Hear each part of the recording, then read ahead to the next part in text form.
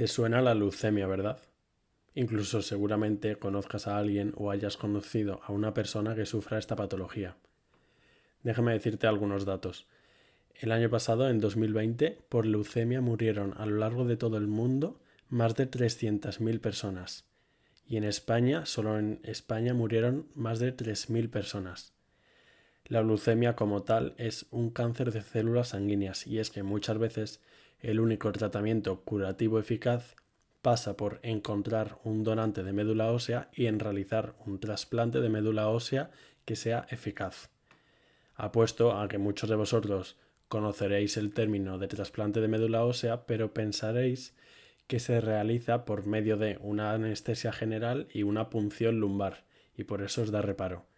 Pero dejadme deciros que la mayoría de veces eso no es así.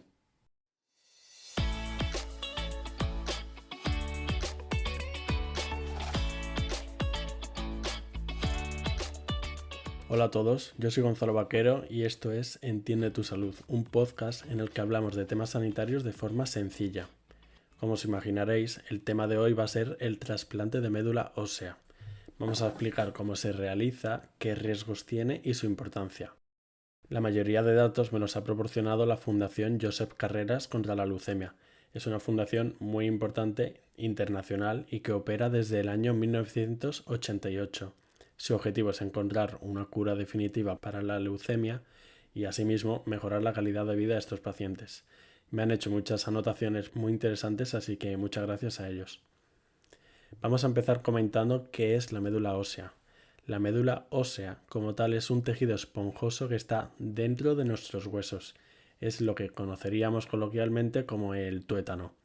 En este lugar es en el que se produce la sangre nueva, es porque tienen las células madre. Y esto se ve afectado en los pacientes con leucemia. Dichas células madre también se encuentran en el cordón umbilical y en la placenta del bebé recién nacido. Donar médula ósea no interfiere en ningún momento ni con la columna vertebral ni con el sistema nervioso del cuerpo humano. El trasplante consiste en sustituir las células enfermas del paciente por células sanas de un donante. El trasplante de médula ósea no es nada relacionado, como hemos dicho, ni con la médula espinal, sino es algo relacionado con la médula ósea, que está dentro de los huesos. No es una intervención que elimine tu médula ósea, ya que ésta se regenera completamente en unos días. No es dar para otro y después no poder donar a un familiar. Se puede donar todas las veces que se quiera. Como hemos dicho, en unos pocos días se regenera completamente. Tampoco es inscribirte exclusivamente para una persona en particular, sino que tú te inscribes para ser donante general y te llamarán si eres compatible con algún receptor. No es un procedimiento peligroso para el donante, para nada, ya lo explicaremos. Y es que, además, cabe resaltar, después lo comentaremos más profundamente, que el principal responsable del rechazo es el sistema HLA. Y es que el sistema HLA es el que se encarga del rechazo de los injertos, de los trasplantes. Cuando no hay una suficiente compatibilidad entre el paciente y el donante, o sea, cuando el HLA no es igual o muy similar, se produce el rechazo y no se podrá llevar a cabo el trasplante. ¿En qué enfermedades hace falta la médula ósea? Porque no solo hace falta en la leucemia es una muy importante, pero es que es una población anómala de células de la sangre. Pero hay otras patologías, por ejemplo los linfomas, que es otra neoplasia, otro cáncer, pero no de la sangre, sino del sistema linfático. Aquí está el linfoma de Hodgkin, el linfoma de no Hodgkin. Bueno, estos no tan frecuentemente necesitan trasplante de médula ósea, pero sí pueden necesitarlo. También síndromes mielodisplásicos, que son enfermedades en que no se pueden producir más células sanguíneas, en la aplasia medular, en algunas inmunodeficiencias congénitas. Como veis, hay un listado bastante largo de enfermedades, no es solo la leucemia. ¿Y por qué es importante donar médula ósea? Esto es porque 3 de cada 4 pacientes no encontrarán un familiar compatible y es que solo un 25% de los familiares serán compatibles con un enfermo. El trasplante de médula ósea es la única esperanza para muchos de los afectados de leucemia y de estas enfermedades que hemos comentado. Es la única esperanza, si no, no pueden seguir viviendo. El alelo HLA, como hemos dicho, este sistema de la compatibilidad, hacen falta miles de voluntarios porque es un sistema que tiene muchísima variedad. La probabilidad de tener un hermano con un sistema HLA idéntico es solo del 25 al 30%. O sea, es que hay muchísima variabilidad, por eso es tan importante que haya voluntarios.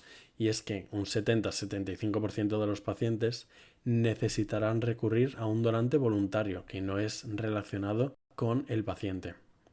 Solo uno de cada 4 hermanos será compatible con el otro. Bien, pues ¿cómo hacerte donante? Es muy sencillo el proceso. Lo que pasa que a partir de 2018 solo se incluyen en el registro nuevos donantes que tienen edades entre 18 y 40 años. Antes era hasta los 60, pero se decidió rejuvenecer porque se ha visto que los donantes jóvenes son los más solicitados y los que tienen mejores resultados clínicos. Entonces, desde 2018 solo te puedes inscribir si tienes entre 18 y 40 años. Lo que pasa que una vez inscritos, los donantes se mantienen disponibles en la base de datos hasta los 60 años, pero ahora solo te puedes inscribir si tienes de 18 a 40. Es una donación que es totalmente voluntaria y altruista. Es para cualquier persona del mundo, no solo para un familiar tuyo o para alguien de tu país. A priori es para cualquier persona del mundo. Es un compromiso contigo mismo y con los demás. Estás ofreciendo que puedes salvar una vida. El proceso pasa por llegar a tu centro más cercano, que normalmente todos los hospitales suele haber. Es simplemente firmar unos papeles, decir que quieres ser donante de médula ósea, sacarte sangre, la cual analizarán para ver tu sistema HLA y lo guardarán en una base de datos. No significa que vayas a hacer el trasplante en el momento, sino que te meten en la base de datos y si alguna vez hay un paciente que es compatible contigo, te llamarán y en ese momento tú decides, tienes un plazo para decidir si quieres donar médula ósea o no, pero a priori solo te tienes que meter en la base de datos. Lo primero de todo es informarte bien, así que animo que, aparte de quedaros hasta el final de este episodio, que os informéis todo lo que podáis, que entréis en la página web de la Fundación Josep Carreras y que lo hagáis de forma consciente. ¿Qué pasa si eres compatible? Si eres compatible con un paciente, te llaman. Te puedes echar para atrás, pero bueno, es un compromiso. No es nada perjudicial para el donante. Se elige el método de extracción de la médula ósea, que ahora explicaremos que hay 2 métodos. Se te extraen las células en el centro de obtención más cercano a tu domicilio, que no son todos los centros, tiene que estar habilitado, y desde ahí se lo envían al paciente. ¿Qué procedimientos hay para donar?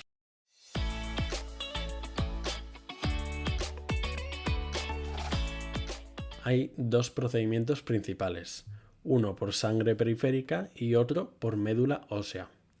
El primero, el conocido por sangre periférica, consiste en que te den 4 o 5 inyecciones debajo de la piel, es para estimular que se liberen factores de crecimiento y que se liberen células madre tuyas de tu médula ósea al torrente sanguíneo. Una vez que ya todo esto ha surgido efecto, te conectan a una máquina en el que seleccionan de forma muy precisa las células madre que quieren recoger y el resto de sangre te la devuelven. Esto es totalmente inocuo para ti. Se realiza por un método de centrifugación la sangre y por esa centrifugación pueden filtrar las células madre. Puede llevar un par de horas, pero como digo es totalmente inocuo. Te conectan a una máquina, te filtran la sangre y te la vuelven a meter hacia ti. No te produce ningún daño. Este procedimiento, el de sangre periférica, es el que ocurre y el que se hace en el 80% de los casos. El segundo procedimiento, el de médula ósea, solo se hace en un 20% de los casos. Y es que a veces es más recomendable hacer este. Pero como digo, es solo un 20%. Y este es el conocido que se basa en hacer unas punciones en las crestas ilíacas, en la cadera. Esto es porque son unos lugares en el que hay mucha abundancia de células madre. Se suele hacer bajo anestesia general o epidural y además necesitar un ingreso hospitalario de 24 horas. Como hemos dicho, esto solo se hace en un 20% de los casos. Y además, evidentemente, te informan antes de cuál vas a tener que realizar y tú das tu consentimiento o no.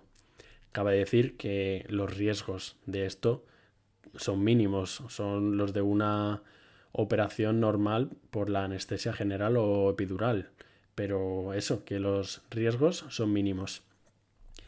La donación es siempre altruista, tú no cobras por ello.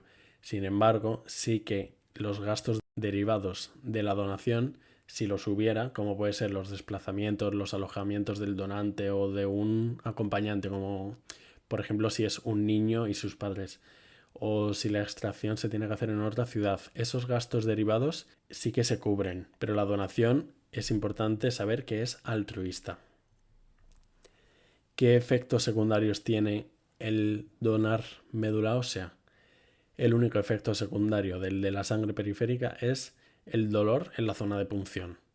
Igual modo, en el método de puncionar las crestas ilíacas, el único riesgo es el dolor en la zona de punción, aparte de la anestesia general o epidural, pero que es como de cualquier operación.